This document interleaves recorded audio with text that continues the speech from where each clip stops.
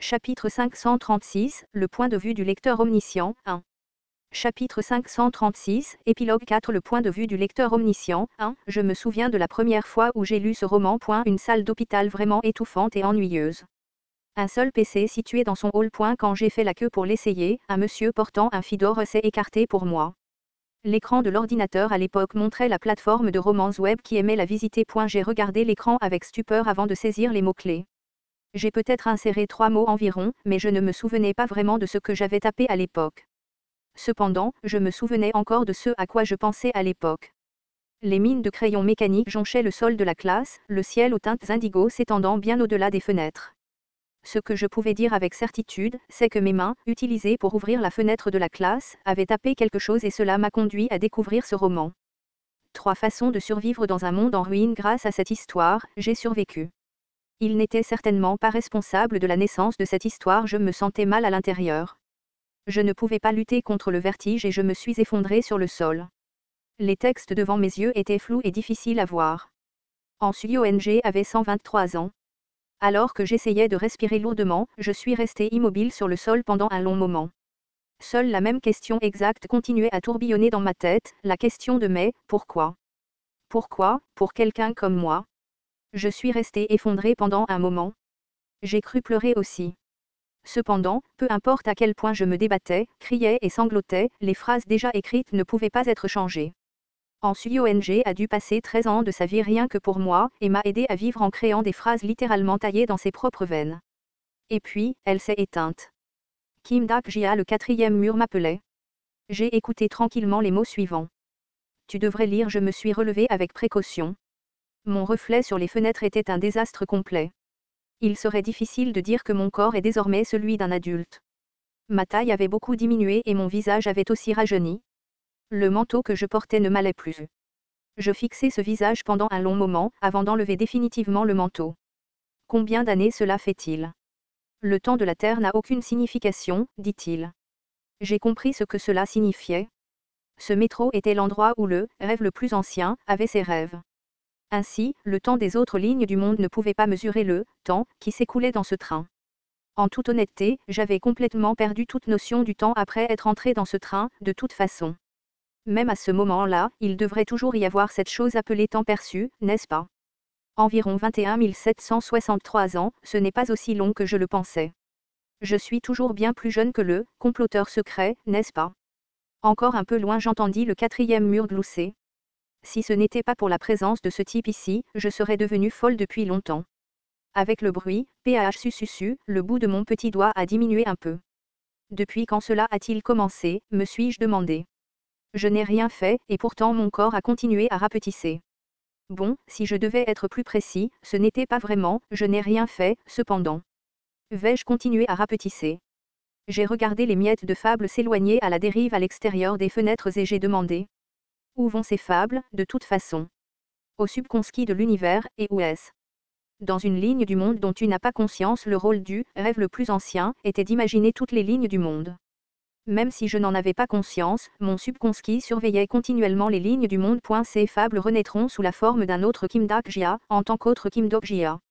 Parlant métaphoriquement, c'est comme ça je pensais pouvoir comprendre ce que le 4e mur disait. Les fables affluaient au-delà des galaxies pour se diriger vers une autre ligne du monde. Ces fables étaient, en substance, moi. Tout comme la version à 49% de moi vivant avec mes compagnons quelque part dans le 1864 tour de régression, mes fragments pourraient très bien renaître sous le nom de Kim Dok-jia, dans une ligne d'univers quelque part là-bas. Si ce n'est que si petit, je pense que ce serait un peu exagéré d'appeler ce type Kim Dok-jia. Je veux dire, il ne sera pas le même que moi avec un si petit fragment. Tu as peut-être raison, une existence qui pourrait avoir un nom et un visage différents des miens. Même dans ce cas, cette existence prendrait vie et commencerait à imaginer l'univers. Il serait ému après avoir lu l'histoire, puis fixerait la ligne d'univers. Et juste comme ça, il maintiendrait cet univers.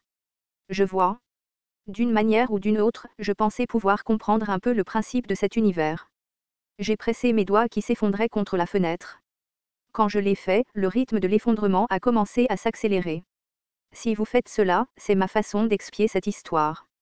Pas seulement de mes doigts, mais les fables ont commencé à se disperser petit à petit de mes épaules ainsi que de mes jambes aussi.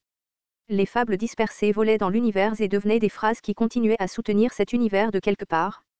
Dire que, même si vous avez grandi en lisant cette histoire, vous n'avez pas besoin de le devenir. C'est ce qu'a dit l'auteur des Voies de survie en SUIONG. Je l'avais clairement entendu. Même à ce moment-là, je ne pouvais pas tenir compte de ces paroles. Comment pouvais-je faire un autre choix en regardant une telle histoire? Lorsque je fermais les yeux, la vue d'ensemble de l'univers entier se dessinait dans ma tête. En SUIONG a écrit l'histoire.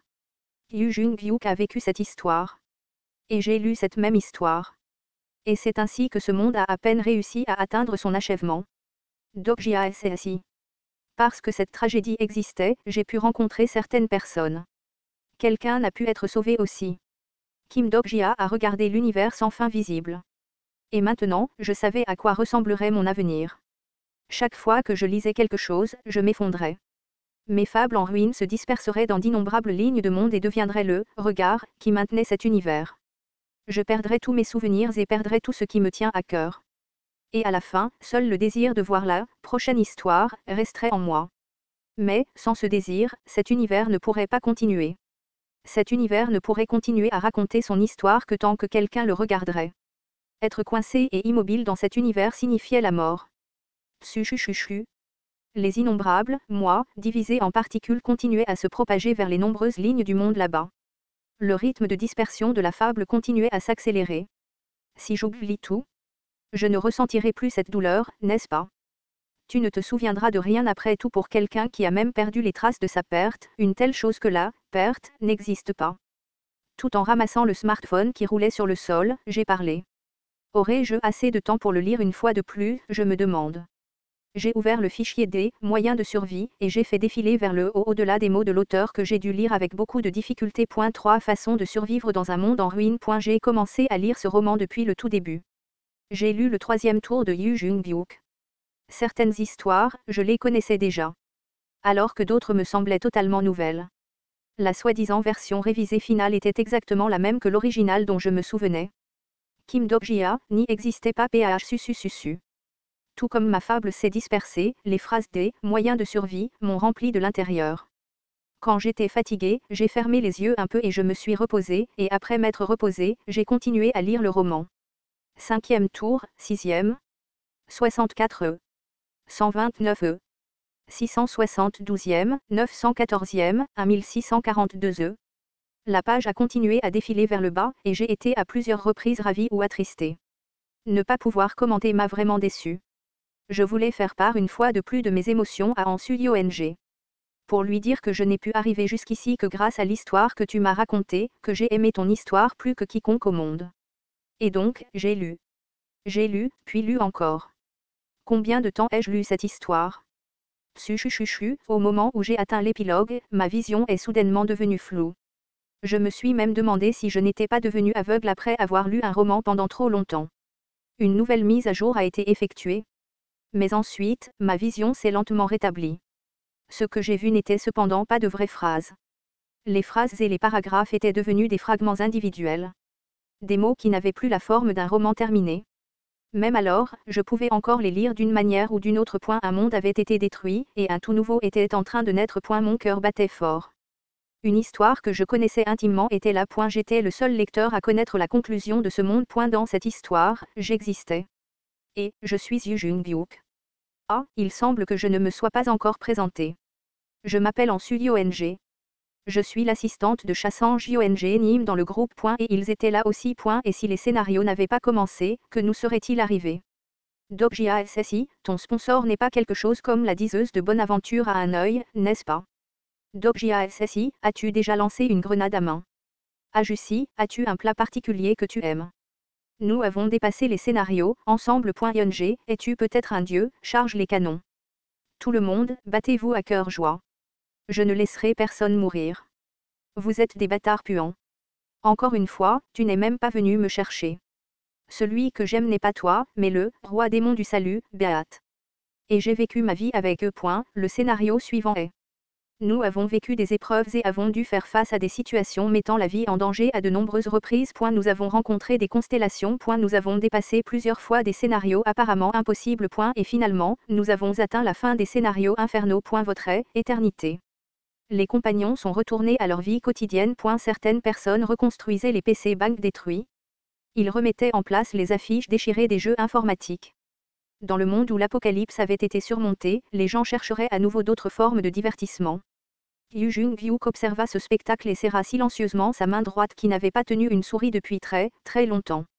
Shin Yu-seung et Yi Jilyo-ng étaient inscrits dans une école temporaire. Pas une école primaire, pas une école secondaire, ni un lycée non, c'était comme le mot l'impliquait, une école temporaire. Shin Yu-seung fut surpris d'apprendre qu'un tel endroit pouvait exister dans ce monde. Yi Jyge fixa la vue du lycée pour filles de Tapang, détruit pendant un long moment, puis commença à marcher sur le terrain d'athlétisme de l'école. Elle avait l'habitude de courir sur ce même terrain avec ses amis autrefois. Elle fixa silencieusement les lignes de piste usées, avant de prendre prudemment la posture de départ. En lisant la suite des histoires de mes compagnons, j'essuyai mes yeux plusieurs fois. C'était la fin de cette histoire. Les compagnons vivaient définitivement leur vie à cet endroit. Ils mangèrent, ils dormirent, ils se rencontrèrent et parlèrent. Et, moi, j'étais là aussi. La version à 49% de moi. Kim Dok-jia qui avait les souvenirs des compagnons, mais ne savait rien des voies de survie, et Kim Dok-jia lut ces phrases. Mais alors, toi, qui diable es-tu? Que se passait-il ici? Parle. Qui diable es-tu? Ce n'était pas censé se passer comme ça. J'en suis sûr. Kim Dok-jia est toujours à cet endroit. Mais, comment, si tu as une chance de courir à nouveau, crois-tu que tu pourras mieux le voir la prochaine fois? Pourquoi? L'histoire continuait. L'histoire qui aurait dû se terminer ne s'est pas terminée. Plus exactement, ils ont choisi de ne pas la terminer.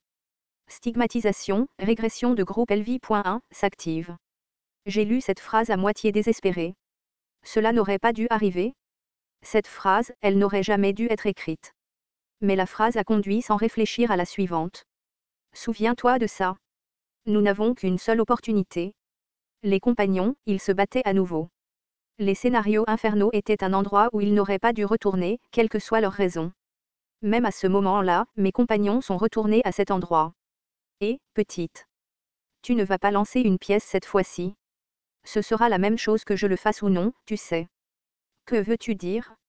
Même si je la lance 100 fois et qu'elle ne sort qu'une fois, même s'il ne reste qu'1% de rien à cet endroit, j'irai quand même là-bas pour le sauver. Parce que ce 1% est toujours rien. Puis, le scénario a commencé.